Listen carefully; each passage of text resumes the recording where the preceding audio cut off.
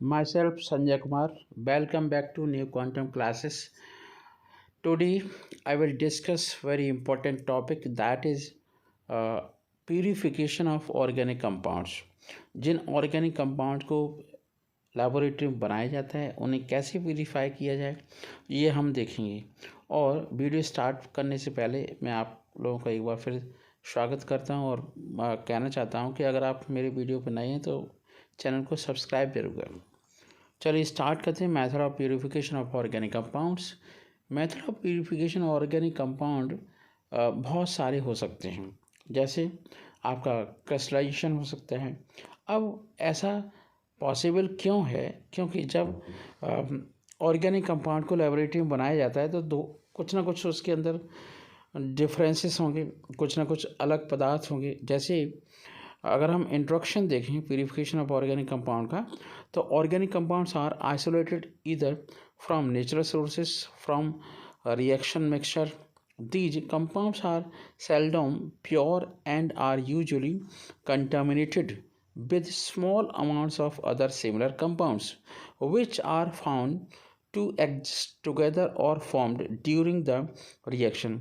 In order to characterize them, it is important to purify them. मतलब जब use करने से पहले, दवाई बनाने से पहले, मेडिसिन में यूज़ करने से पहले, कोई और केमिकल सब्सटेंस यूज़ करने से पहले वी हैव टू प्यूरीफाई। अब प्यूरिफिकेशन कैसे करेंगे? Solids are purified by sublimation, crystallization, fractional distillation. Next one है liquids are purified by distillation, fractional distillation, steam distillation, distillation under reduced pressure और azeotropic distillation. इसे हम 12th क्लास में पढ़ेंगे। Differential extraction, इसे भी नेक्स्ट टाइम पढ़ेंगे। Chromatography, ठीक है।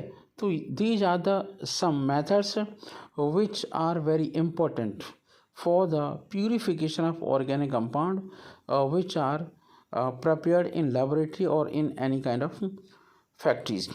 Now we have to start by crystallization. तो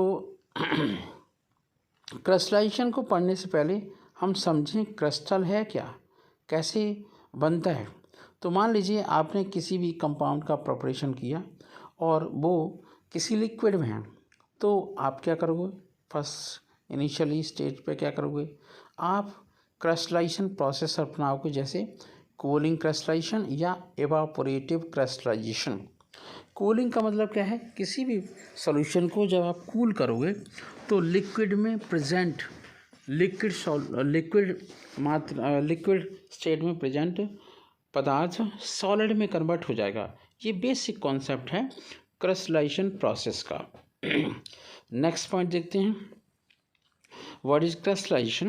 Crystallization is the natural or artificial process by which a solid forms where the atoms or molecules are highly organized into a structure known as crystal. मतलब जब किसी solution से solid में कोई पदार्थ convert हो जाता है तो वो एक प्रकार से क्रिस्टल्स के फॉर्म में कलेक्ट होता है।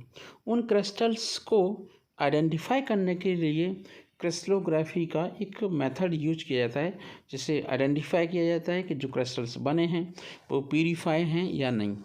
अब क्रिस्टलाइजेशन की प्रोसेस के लिए सबसे इम्पोर्टेंट क्राइटेरिया चैलेंज होता है कि choosing a solvent. Number 1, product is very soluble at high temperature. ऐसा सॉल्वेंट यूज करें जिसमें घुल जाए प्रोडक्ट जो भी आपने मैन्युफैक्चर किया है, बनाया है। Second, Product has low solubility at low temperature. Third, impurities are soluble at all temperature or impurities insoluble at all temperature.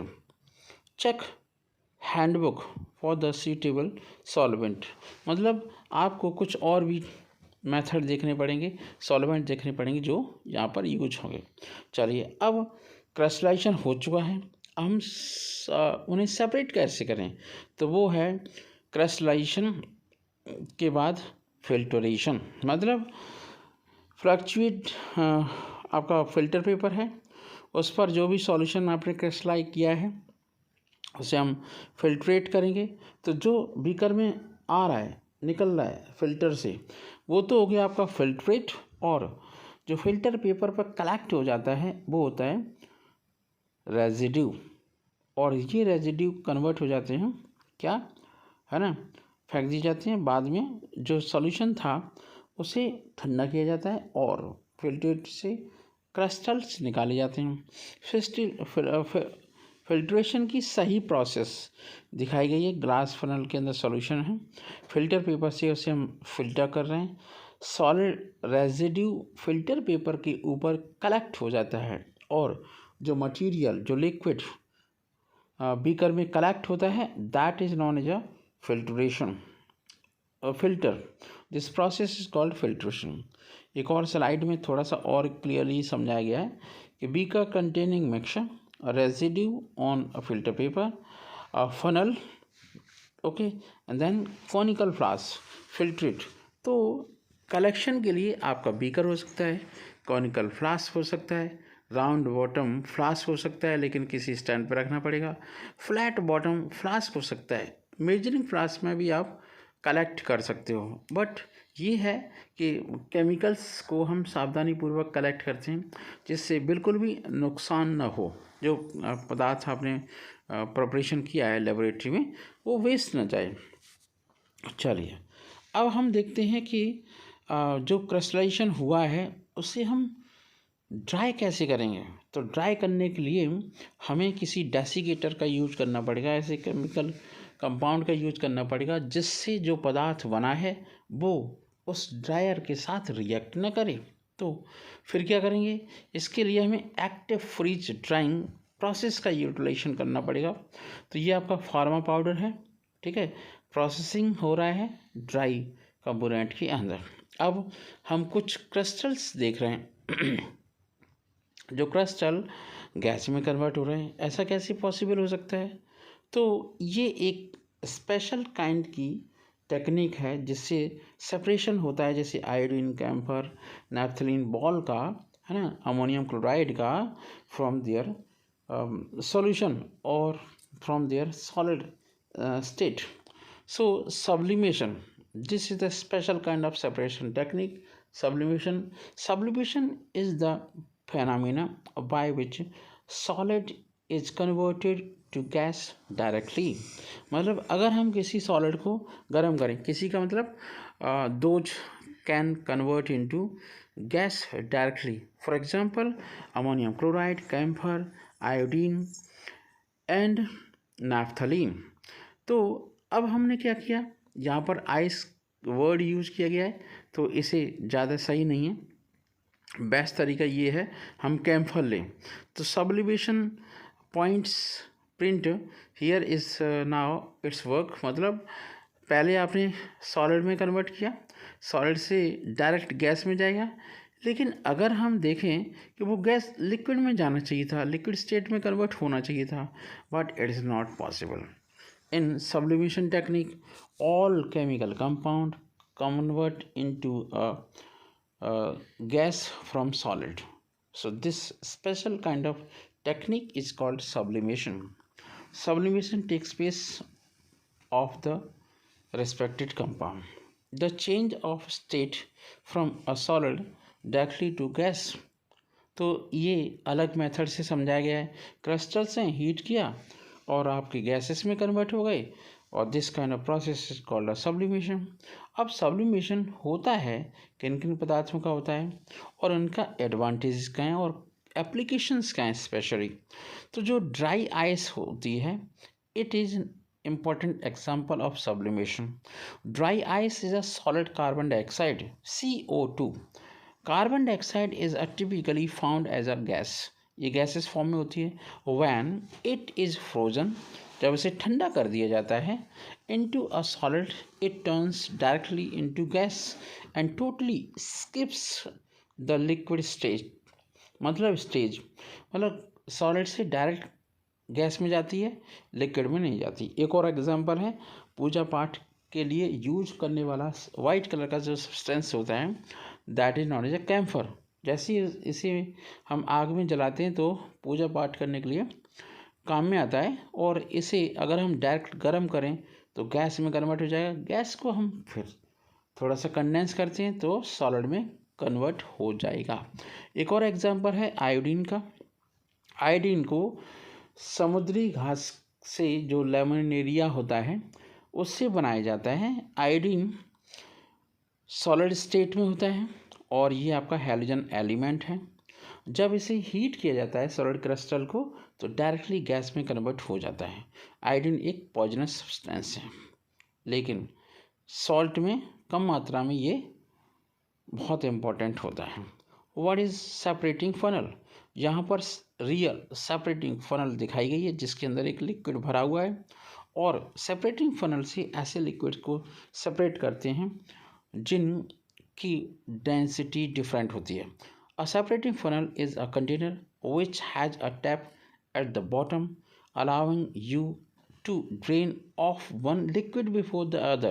मतलब कम डेंसिटी का ऊपर और ज़्यादा डेंसिटी का नीचे पदार्थ इकट्ठा हो जाता है। Liquids which do not mix with each other are called immiscible liquid. They can be separated using a instrument called a separating funnel. For example, take a separating funnel, pour some water and kerosene into separating funnel, stir well and keep it undisturbed for a few minutes. Water being heavier than kerosene oil form a upper layer. Place a beaker below the separating funnel. Open the tap and allow water to fall drop by drop into a beaker. So this is the method. After separating funnel separation technique, another technique is distillation. In distillation, what we do, this is the distillation technique which is ancient time used. This is the traditional method, मतलब पहले किसी पदार्थ को गर्म किया गया liquid को और उसकी वेपर को टैप वाटर से ठंडा कर दिया और कलेक्ट कर दिया। ये ओल्ड टेक्निक है, लेकिन अब डिस्टिलेशन की यूनिट और डिस्टिलेशन का एपरेटस अभी चेक करेंगे। First of all, what is definition of a distillation? Distillation is a laboratory technique for the purification of liquids or liquid compound that takes advantage of different boiling points. मतलब distillation के method से हम दो liquid को separate कर सकते हैं जिनमें बॉइलिंग पॉइंट का डिफरेंस होता है। मान लीजिए वाटर और लिक्विड को अलग कर सकते हैं। डिस्टिलेशन यूनिट से हम आपका डिस्टिल वाटर बना सकते हैं, जिसमें वन सिंगल डिस्टिलेशन यूनिट हो सकती है, डबल डिस्टिलेशन यूनिट हो सकती है और ट्रिपल डिस्टिलेशन यूनिट। दवाइयाँ बनाने के लिए ट्रिपल डिस्टिलेशन यूनिट का यूटिलाइजेशन किया जाता है for the distilled water, extraction of distilled water from a mineral water. Now distillation apparatus is shown in this slide, which having thermometer, okay, and condenser, acceptor, receiving tank or flask, round water flask, Bunsen burner, and a boiling flask having a one knob or neck which connected to a condenser. So this is the actual diagram of distillation unit. Okay, now we have to see that very important point is simple distillation components are any simple distillation system composed from following main parts. Number one, heating source, कोई बुनसन burner कुछ होना चाहिए। Distillation flask second. Third one, thermometer, कैसे पता लगाएंगे temperature क्या है liquid का। फोर्थ वन, कंडेंसर, मतलब कंडेंसर में नीचे से ठंडा पानी भेजा जाता है, ऊपर से पानी को निकाल लिया जाता है, इससे जो उसके बीचों बीच में ट्यूब होती है जिसमें वेपर होती है कन्वर्ट हो जाती है लिक्विड में। अगेन कंडेंसर और रिसीविंग फ्लास्क। कलेक्ट किस में करोगे डिस्टिलेशन के बाद? तो कुछ कंपाउंड का डिस्टिलेशन हम इस तरीके से करते हैं, butane, butadiene, benzene, cyclohexane, acetone, methanol, okay, ethanol, water, propylene, propane, etc. Now, very important topic is that fractional distillation. अब फ्रैक्शनल डिस्टिलेशन की एक इम्पॉर्टेंट टेक्निक है जिसमें जो सिंपल डिस्टिलेशन यूनिट थी उसमें केवल फ्रैक्शनल कॉलम को अटैच कर दिया जाता है उसके ऊपरी पार्ट पर। तो होता ये है कि fractional distillation separate a mixture into a number of different parts called a fractions. जो फ्रैक्शंस होते हैं मतलब जैसे कोई एक लिक्विड है उससे छोटे छोटे कंपोनेंट्स अलग किए जाएंगे। तो फ्रैक्शनल जो आपका फ्रैक्शनेशन कॉलम होता है, फ्रैक्शनल कॉलम होता है, the tall column is fitted above the mixture with a several condenser coming off at different heights having different temperature. The column is hot at bottom and cool at top. Substances with a high boiling point condense at the bottom and substance with low boiling points condense at the top. Fractional distillation works because the different substances in the mixture having different boiling points. Understand that? So we have to see very important point, that is a actual diagram of fractional distillation having fractionating column, condenser, acceptor, Bunsen burner, round bottom flask, etc. etc. And in this picture there is no stand, but it stand is very important for the stability of that kind of a process or unit. Now हम देख सकते हैं कि पहले liquid को गर्म किया जाता है, उसकी वेपर बनाई जाती है, वेपर को कंडेंस करते हैं कंडेंसर से और कलेक्ट कर लेते हैं एक्सेप्टर के अंदर। चलिए नेक्स्ट पॉइंट देखते हैं। जो आपका फ्रैक्शनेटिंग कॉलम है उस कॉलम को अच्छे से ऑब्जर्व करते हैं। जैसा कि हम देख रहे हैं कि नीचे कॉलम के नीचे हॉट रीजन दिखाया गया है, ज़्यादा गर्म, ऊपर कूल, ठीक है, हमेशा कूल रहिए, स्टडी करते रहिए। तो हॉट रीजन के अंदर बनाया जाता है आपका नैप्था, जिससे रोड बनाई जाती है। फिर शिप्स को चलाने वाले पदार्थ फ्यूल कलेक्ट करते हैं।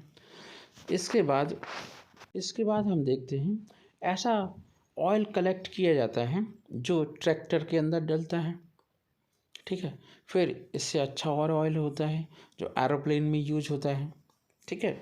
तो कुछ और भी पदार्थ होते हैं जैसे वैसलीन है, फिल्टर जो आपके होते हैं वहाँ पर अब पेट्रोल बेची जाती है। तो आपका डीजल भी और आपका मिट्टी का तेल भी है ना, केरोसिन ऑयल भी कलेक्ट किया जाता है। तो ये फ्रैक्शनेटिंग कॉलम है जो आप देख रहे हैं। तो जो पेट्रोलियम के प्रोडक्ट्स होते हैं, फ्रैक्शंस होते हैं, वो इसी मेथड से एक्सट्रैक्ट किए जाते हैं। चलिए नेक्स्ट पॉइंट देखते हैं।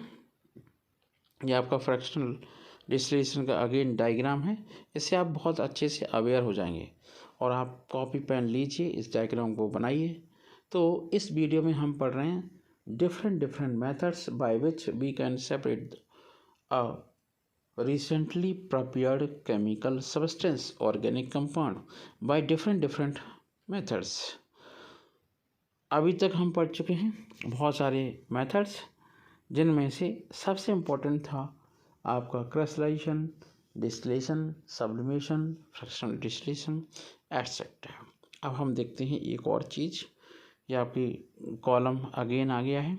एक और एग्जांपल है, जैसे कि मथुरा में रिफाइनरी है, क्रूड ऑयल की रिफाइनरी, जिससे क्या बनाया जाता है, ब्यूटेन 20 से 150 डिग्री सेल्सियस पर, पेट्रोल 200 के आसपास, केरोसिन ऑयल 300 डिग्री सेल्सियस के आसपास, diesel and fuel oils, lubricating oils, paraffin wax, asphalt, और जो वैसलीन बनती है वो इसी मेथड से बनती है बच्चों।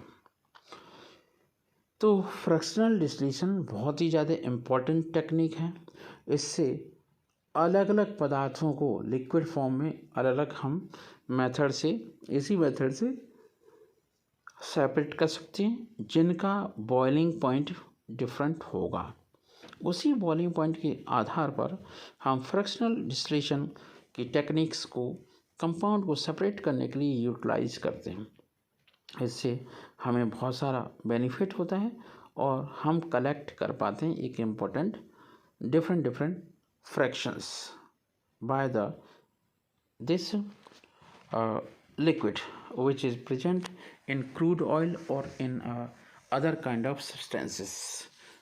Okay, चलिए next point देखते हैं. Distillation under reduced pressure is used to purify a liquid that has a tendency to decompose when heated to a high temperature.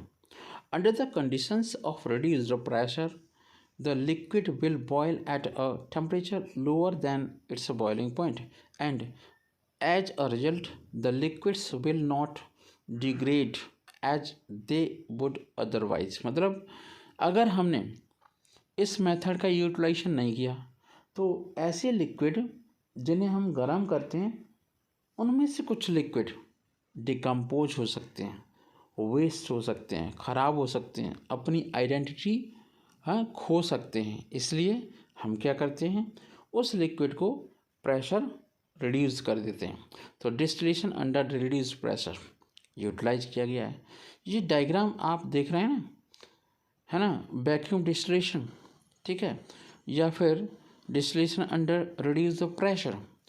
Apparatus दिया गया है, ये हैंड रिटन एपरेटस है, बनाया गया है, हैंड ड्रॉन एपरेटस है. इसके अंदर भी एक पुंसन बर्नर है, राउंड बॉटम फ्लास्क है जो सब वायर गेज पे रख दिया गया स्टैंड पर, और हीट कर रहे हैं, थर्मामीटर, कंडेंसर एंड एक्सेप्टर, और इसमें एक मैनोमीटर भी लगा रखा है जिससे प्रेशर को चेक करें. ठीक है. Distillation under reduced pressure is also used purify a liquid that has a tendency to decompose when heated to a high temperature. Under the conditions of reduced pressure, the liquid will boil at a temperature lower than its boiling point, and as a result, the liquid will not degrade as they would otherwise. Understand that? तो ये आप समझ गए होंगे कि अगर आपने organic compound को बना लिया तो इतना ही सफिशिएंट नहीं है, उसे प्यूरिफिकेशन के लिए भी हमें कुछ ना कुछ दिमाग लगाना पड़ेगा, तभी हम किसी मेडिसिन में किसी इंपॉर्टेंट पदार्थ के अंदर यूटिलाइज कर सकते हैं, otherwise no. Distillation under reduced pressure, advantage and disadvantage. ठीक है. Extraction and purification of temperature sensitive component can be done at a lower temperature under reduced pressure. Disadvantage क्या है? In distillation under reduced pressure, okay, that is forming occurs, the steam of air can be passed on a brick, the rising foam. The method is not suitable for the preparation of semi-solid or solid substances. अब next technique देखते हैं, steam distillation. मतलब steam distillation is a separation process for temperature sensitive substances.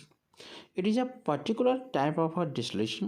Another way around is a method for separating miscible liquid bases depending upon their volatilities or volatilities. For instance, aromatic compounds, it play very important role for the separation of different kind of substances under steam distillation. मतलब distillation liquid को एक beaker में रखते हैं, उसमें भाप भेजी जाती है, उसे वेपर में कन्वर्ट करते हैं, कंडेंस करते हैं और कलेक्ट कर लेते हैं. रियल मेथड दिखा गया है. Steam distillation is a separation process for temperature sensitive substance. It is a particular type of distillation. Another way around is a method for separating miscible liquid base depending upon their volatilities.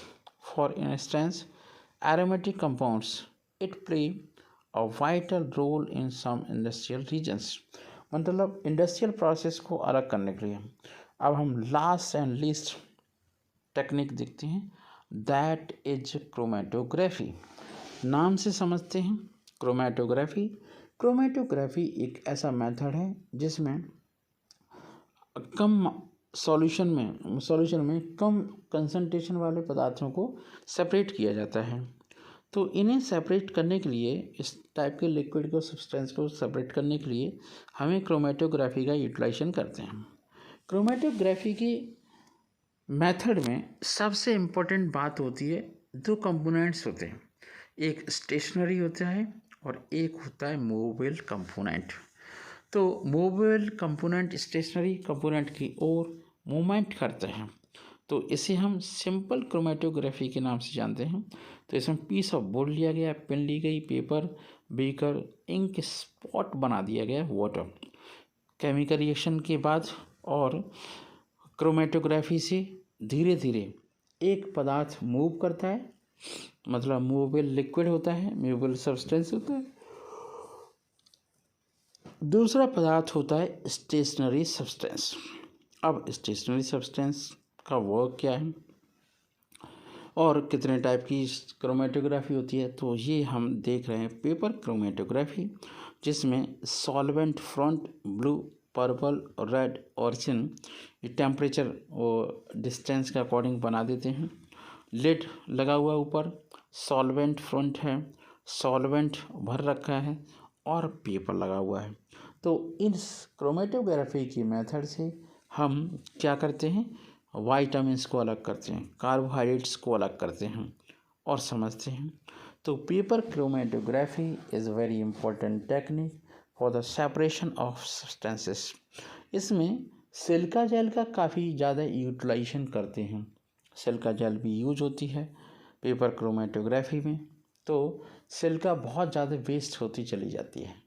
अब इस technique को हम new technique मान सकते हैं। It is not a chromatography is not a new technique, it is a very old technique.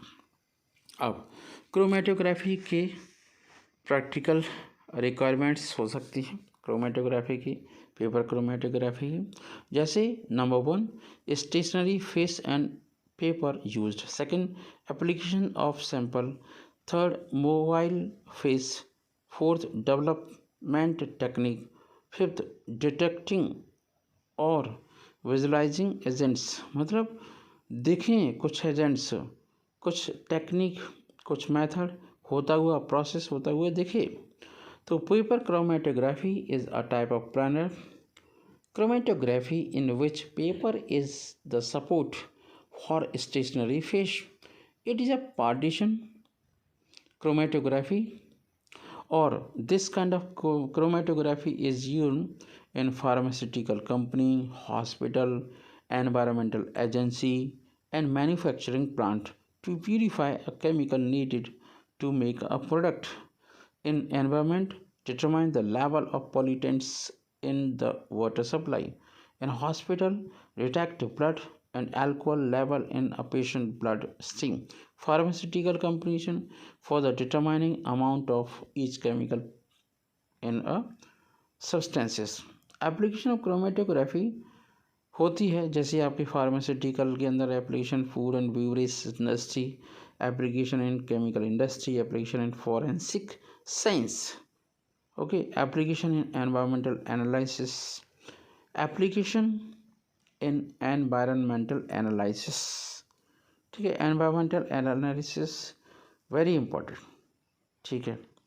तो इस video के अंदर हमने सेपरेशन टेक्निक को देखा, सेपरेटिंग फनल देखा, जिसके 3 पार्ट होते हैं। एक लोअर पार्ट में स्टॉप कॉक लगी रहती है, बीच में मेन बॉडी होती है जिसमें लिक्विड को भर लेते हैं, सबसे ऊपर होता है क्या है ना, एक कांच का स्टॉपर या ढक्कन लगा रहता है।